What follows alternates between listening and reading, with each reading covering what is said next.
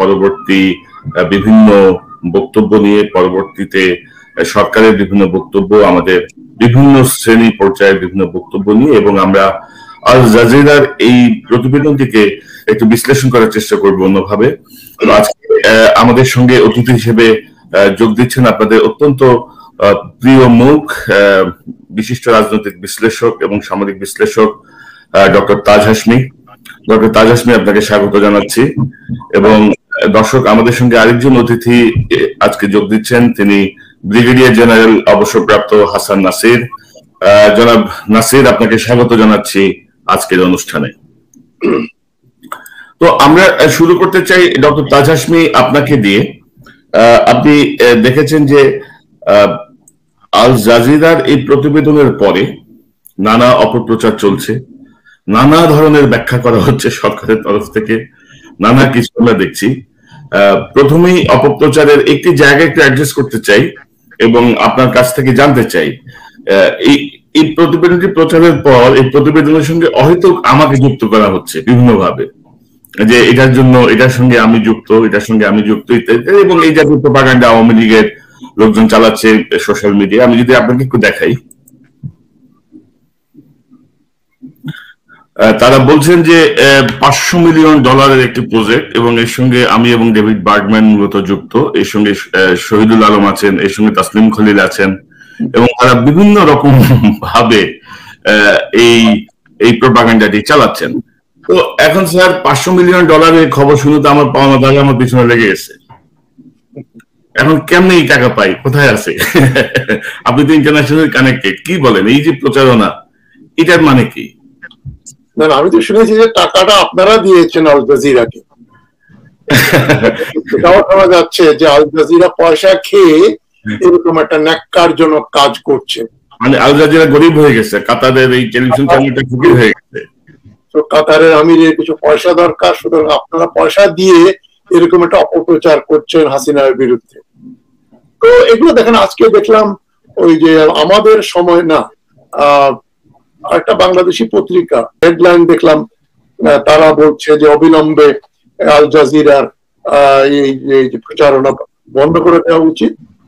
আর তারা একটা বিরাট লিস্ট দিল যে দেখেন হাসিনা সরকার কত উদার, যে যেখানে যখন জিয়াউর রহমানের বিরুদ্ধে টাইম ম্যাগাজিন একটা ক্যাপশন দিয়েছিল, তখন ওই 3 মাসের জন্য টাইম বন্ধ করে দেওয়া হয়েছিল।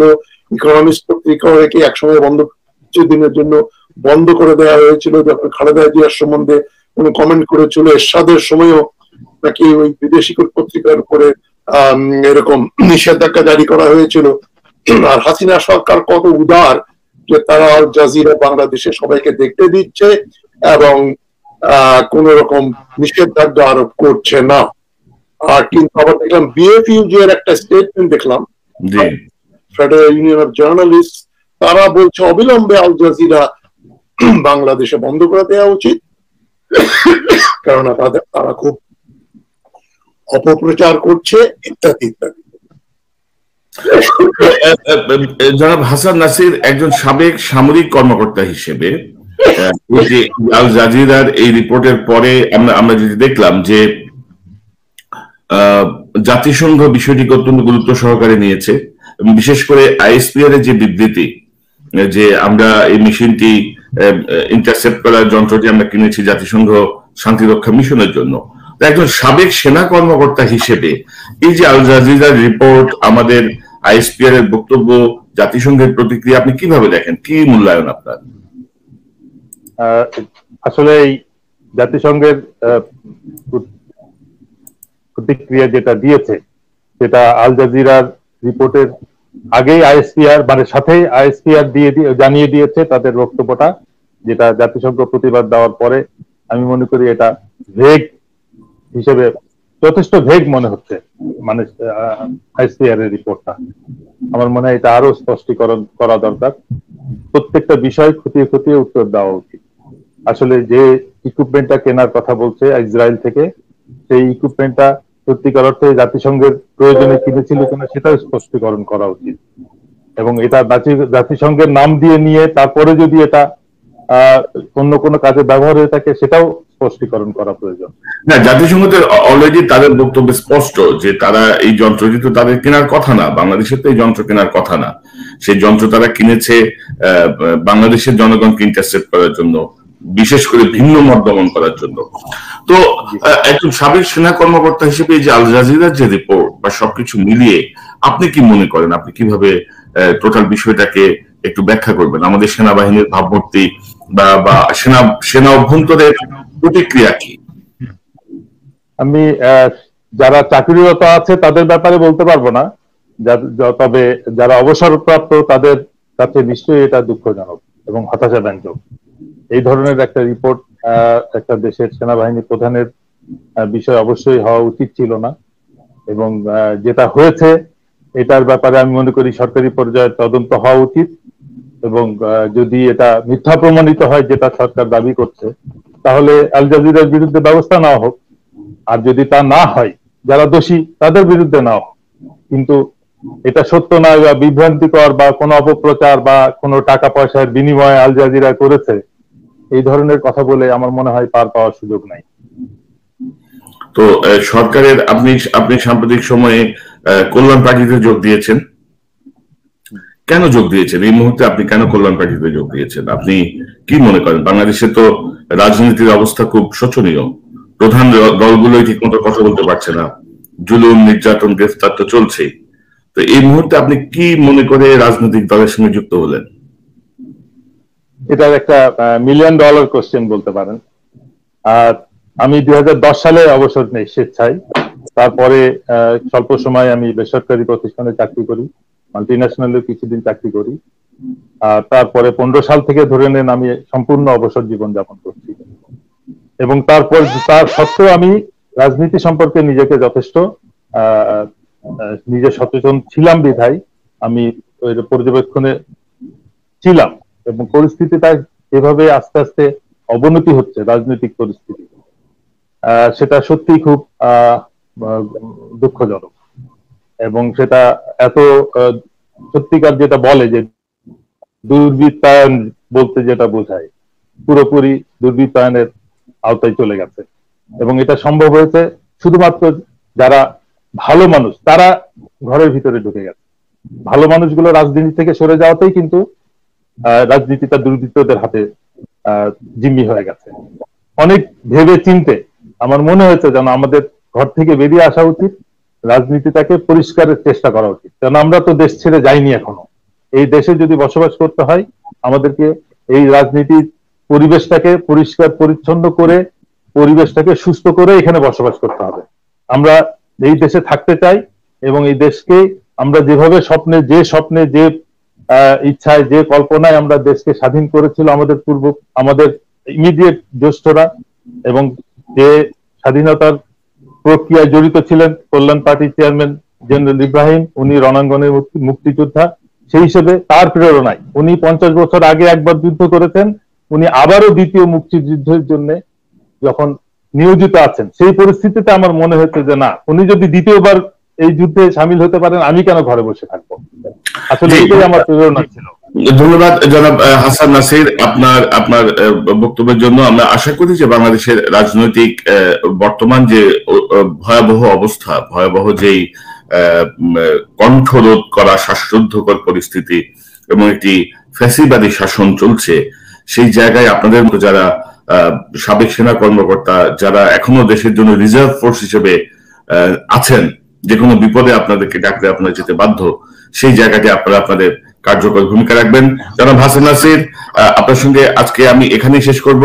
অন্যদিন আপনার সঙ্গে আরো বিস্তারিত অন্যান্য বিষয় নিয়ে আমরা অবশ্যই কথা বলবো ইনশাআল্লাহ। ভালো থাকবেন। জনাব তাজ হাশমি, আপনার সাথে আমরা একটু যেতে চাই। আপনি জানেন যে আমাদের 15 জন বিশিষ্ট নাগরিক একটি বিবৃতি দিয়েছেন, সেটি দিয়ে আমরা শুরু করি। আর একটু যে সেটি হচ্ছে যে আল জাজিরার প্রতিবেদনের নিন্দা জানিয়েছেন 15 জন বিশিষ্ট নাগরিক, এবং এদের মধ্যে আছেন গোলাম কুদ্দুস, শামসুজ্জামান খান, রামেন্দ্র মজুমদার, ডাক্তার সরওয়ার আলী, আবেদ খান, মামুনুর রশিদ, মফিদুল হক, নাসির উদ্দিন ইউসুফ। এবং তারা বলছেন যে আল জাজিরা টেলিভিশনের এই প্রতিবেদনে বাংলাদেশ সম্পর্কে উদ্দেশ্যপূর্ণ বিকৃত তথ্য প্রচার করে দেশের ভাবমূর্তি ক্ষুণ্ণ করার অপচেষ্টা চালিয়েছে। তো ভাবমূর্তি মানে কি, ভাবমূর্তি মানে কি? এবং এখানে একজন পাঠকের একটা প্রশ্ন আছে, কমেন্টস আছে পত্রিকার নিচে, সেটি হচ্ছে তিনি বলছেন, মাহমুদ নামে এক ভদ্রলোক কমেন্টসে বলছেন, দেশের সব নাগরিক দেশের জন্য বিশিষ্ট, তাদের কিভাবে বিশিষ্ট বলা হলো? বিশিষ্ট হওয়ার কি বৈশিষ্ট্য তাদের মধ্যে রয়েছে? আপনি দুই মিলিয়ে আপনার মন্তব্য। জি, যাদের কিছু থাকে না, অংশ, পরিচয়, জ্ঞান, গরিমা, লেখাপড়া থাকে না, তারা নিজেদের সম্বন্ধে লেখেন খুব সম্ভ্রান্ত বংশীয় অমুক, বা তাদের বিশিষ্টতা হচ্ছে দালালি করা, এবং তারা নিজেদেরকে মনে করেন তারা বিশিষ্ট নাগরিক। এদের অনেককে আমি চিনি, শামসুজ্জামান খান, আবেদ খান, আরুবা দত্ত, নাসিরউদ্দিন ইউসুফ, প্রত্যক্ষভাবে না চিনতে আমি জানি তারা কারা। ওই কি গায়ক, কি নাম ওর, ওই যে ফোক সিং গান গায়, ফকির আলমগীর। তো এদের কেউই এমন বিশিষ্ট কিছু না। এদের এমন কোন, মানে আমি তো কোনোভাবেই এদেরকে কোনোভাবে বিশিষ্ট বলে গণ্য করতে পারি না। এদের জ্ঞান, গরিমা, লেখাপড়া বা কন্ট্রিবিউশন আমাদের জাতির প্রতি, দেশের প্রতি, এরা তো চিরস্থায়ী ভাবে দালাল, এবং সবগুলোই ভারতীয় ইন্ডিয়ান ঘরানা, দিল্লির রয়ের এবং আওয়ামী লীগ। এটা তো এমন ব্যাপার যে দিল্লি বললেই, মানে আওয়ামী লীগ বললেই দিল্লি বোঝায়, এবং দিল্লির র বললেই বোঝা যায় বাংলাদেশ তাদের একটা খুবই, আওয়ামী লীগ তাদের সঙ্গে সম্পৃক্ত, কান টানলে মাথা আসের মতো। এরা তো সবগুলোই ইন্ডিয়ার দালাল। আমি আরেকটা প্রোগ্রামে বলছি, আরমা দত্তের দাদা ধীরেন্দ্রনাথ দত্ত, মানে তিনি যে ভাষা আন্দোলনের 48 সাল থেকেই এই পাকিস্তান বিরোধী আন্দোলন ভাষার নামে সুযোগ করে তারা আসলে পাকিস্তান ভাঙার আন্দোলন করেছেন, এবং 48 সালে নিশ্চয়ই ওটা দেশদ্রোহিতা ছিল। 71 সালের 25শে মার্চের আগে পাকিস্তান ভাঙার যে কোনো প্রয়াস কি আমি মনে করব দেশদ্রোহিতা বা ভারতীয় দালালি। একই বংশের ওরা, সবাই একই গোত্রের লোক, তাদের কথায় আমি কি আর বলবো, তারা যেটা ভারত চায় সেটাই করছে। এদের মধ্যে কয়েকজন আছেন যে মুক্তিযুদ্ধে যাদের অবদান ছিল, কিন্তু তারা এখন পুরোপুরি আওয়ামী লীগের মানে দাসে পরিণত হয়েছেন বলবো। দেশের চেয়ে তাদের কাছে আওয়ামী লীগের স্বার্থ অনেক গুরুত্বপূর্ণ হয়ে দাঁড়িয়েছে। না হয় আল জাজিরার এই অনুসন্ধানী রিপোর্ট নিয়ে এই জাতীয় বাজে মন্তব্য করা, অর্থাৎ বেসলেস মন্তব্য করা, অর্থাৎ এক ধরনের সরকারকে খুশি করামূলক মন্তব্য করা, আসলে তাদের অবস্থানকে নষ্ট করছে সাধারণ মানুষের কাছে। ডক্টর তাজ হাশমি, জি, আমি তো আদৌ অবাক হচ্ছি না, এটাই তো তাদের কাজ। জি, আওয়ামী লীগের দালালি করা, ভারতের দালালি করা, এবং কে কতটা দালালি করতে পারে, কারণ দালালির ভিতরে একটা কম্পিটিশন আছে। তো আপনি কত দূর গেলে আপনি ওদের সুনজরে পড়বেন, একটা কিছু পাবেন, এই প্রয়াস, এটা একটা চাকরি, জব ইন্টারভিউর মতো। ফুটবল খেলার সময় কে বেশি, যে গোল দিতে পারবে তার নাম ডাক হবে, সে বেশি পয়সা করি পাবে, যে বেশি ক্রিকেট রান করবে সে বেশি পয়সা পাবে।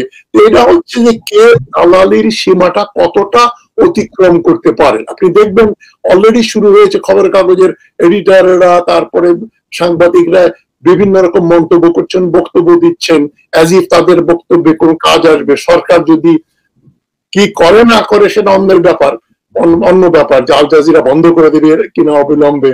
তবে তারা যতদূর পারে দালালি করছে। ওই যে বলে না, রাজা যত বলে পারিষদ বলে তার চেয়ে বেশি। তো একটা বাংলাদেশের কথা আছে, দারোগার চেয়ে দারোগার মাঝির দাপট বেশি। তো এদের নিয়ে কমেন্ট করতে মানে ঘৃণা হয়। এরা তো সবাই ঘৃণা পাওয়ার যোগ্য। তবে দুর্ভাগ্যবশত বাংলাদেশে যেটা হয়ে আসছে, যারা দালালি করে, যারা বিভিন্ন অপরাধের সঙ্গে সম্পৃক্ত, বিশেষ করে রাজনীতিতে এবং এই যে সাংবাদিকতা বা ইন্টেলেকচুয়াল ক্লাস, তথাকথিত বুদ্ধিজীবী ক্লাস, এরা কিন্তু বারবার পার পেয়ে যায়। এরা আজকে এরশাদের সঙ্গে, কালকে আওয়ামী লীগের সঙ্গে, তারপরে বিএনপির সঙ্গে, আবার আওয়ামী লীগে যাচ্ছে, আবার বিএনপিতে যাবে, আবার জাতীয় পার্টিতে যাবে, যখন যেদিকে সুযোগ।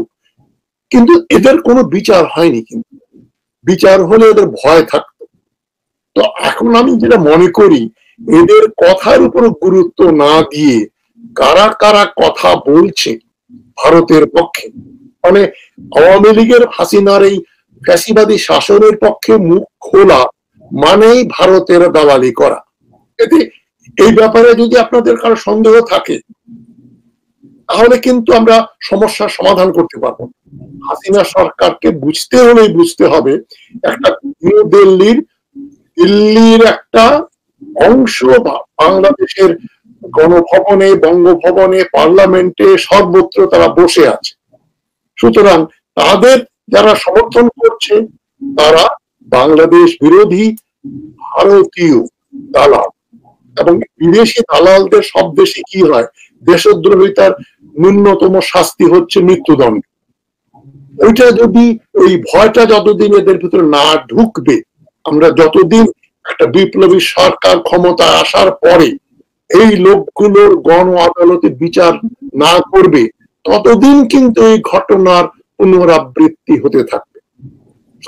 এদের অতি নগণ্য মনে করি, তবে এদের নাম, ঠিকানা, গ্রামের বাড়ি, কে কত আয় করে, কে কত বৈভব, কত সম্পত্তি বানিয়েছে, দেশে বিদেশে কি আছে, সমস্ত কিছু আমাদের কাছে থাকতে হবে। ডক্টর হাশমি, এই প্রসঙ্গটি আমরা সবাই জানি, তাদের ভূমিকা সম্পর্কে, তাদের অতীত কর্মকাণ্ড, বর্তমান কর্মকাণ্ড সবই আমরা জানি। তবে আল জাজিরার এই রিপোর্টের মাধ্যমে আমরা একদম চিহ্নিত করা সহজ হচ্ছে এখন যে মানে এরা কারা, কিভাবে তারা দেশের চেয়ে একটি দলকে গুরুত্ব দিচ্ছে সবচেয়ে বেশি। এবং প্রসঙ্গক্রমে একটি কথা নিশ্চয়ই আপনি বলবেন যে এই প্রতিবেদনে যদি শেখ হাসিনাকে যুক্ত করা না হতো, বা শেখ হাসিনা যুক্ত হওয়ার প্রমাণটি যদি না আসতো, তাহলে কিন্তু এত প্রতিক্রিয়া হতো না। এবং এত সব প্রতিক্রিয়ার মূলে হচ্ছে যে শেখ হাসিনার সম্পৃক্ততা এই মাফিয়া তন্ত্রের সঙ্গে প্রমাণিত। আপনি কি মনে করেন? নিশ্চয়ই। এই যে টাইটেল অফ দা শো, যেটা all the prime ministers main, এটা কিন্তু জেনারেল আজিজের উপর কোনো প্রোগ্রাম না। প্রোগ্রামের মেইন ফোকাস হচ্ছে, ফোকাল পয়েন্ট হচ্ছে শেখ হাসিনা। মানে তার যে স্বৈরাচারী এই শাসন চলছে গত 12 বছর থেকে, আজিজ তার একটা অংশ মাত্র। অনেকে মনে করে থাকেন যে আজিজকে বলে এটা হাসিনাকে পার পাইয়ে দেওয়া হচ্ছে। আমি তো সেটা মনে করি না। আল জাজিরার পুরো রিপোর্টটাতে দেখা যাচ্ছে শেখ হাসিনাই তো সর্বত্র বিরাজমান। এই যে হারিস আহমদ, ওর যে ছোট ভাই, যে এখন হাঙ্গেরিতে বসে যে কথাগুলো বললো, বারবার বলছে যে শেখ হাসিনার আমাদের প্রতি ঋণ আছে, আর আমাদেরও হাসিনার প্রতি ঋণ আছে। উভয়কে সাহায্য করেছে। হারিস এবং তার ছোট ভাই, যেটা ওই যে ঢাকায় মালয়েশিয়া থাকে, এবং জোসেফ, এই 3 ভাই মিলে হাসিনার বডিগার্ডের মতো কাজ করেছে 90 দশকে এবং 80 দশক থেকেই।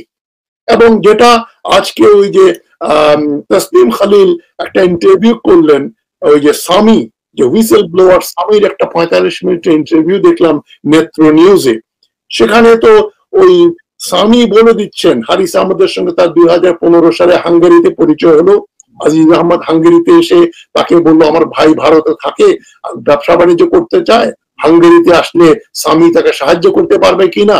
সামি সাহায্য করলো, এবং সামি যে কথাগুলো বললো আজকে নেত্র নিউজে যেটা দেখলাম, এত ভয়ঙ্কর ব্যাপার। হারিস আহমদের সঙ্গে হাসিনার হটলাইনে টেলিফোনে কথাবার্তা হতো, এবং হারিস আহমদ বলেছে ওই সামিকে, বিজিবিতে যে লোক নিয়োগ করা হয়, আজিজ আহমদ যখন বিজিবির প্রধান, এই সিপাহী থেকে এই হাবিলদার, দফাদারি, ছোট ছোট চাকরি বাকরির জন্য 3 থেকে 4 লাখ টাকা করে তারা মাথা পিছু ঘুষ নিত। এর একটা অংশ ছিল আজিজ আহমদের কাছে, একটা অংশ সে পেত। তারপরে এমনকি আর্মি অফিসারদের প্রমোশন এবং ট্রান্সফার, কাকে কোথায় পোস্টিং করবে, পুলিশ অফিসারদের পোস্টিং এর ব্যাপারে সেদিন বললো সে যে এয়ারপোর্ট থানার দারোগা হওয়ার জন্য 5 কোটি টাকা পর্যন্ত ঘুষ দেওয়া হয় এবং ঘুষের শেয়ার পাচ্ছে আইজি বেনজির আহমদ এবং হোম মিনিস্ট্রির লোকজন এবং যারা এই ঘুষটা লেনদেনটা করাচ্ছে হারিস আহমদ। অর্থাৎ স্যার আল জাজিরার যে রিপোর্ট সেটিতে মোটামুটি স্পষ্ট, এখানে অস্পষ্ট কিছু নাই। আর আমাদের ইদানিং কালে আমাদের বেশ কিছু সাংবাদিককে দেখছি তারা আপনার এটিকে এত নির্লজ্জ ভাবে এটিকে ক্রিটিসাইজ করার চেষ্টা করছেন এবং তারা কথায় কথায় 2 মিনিট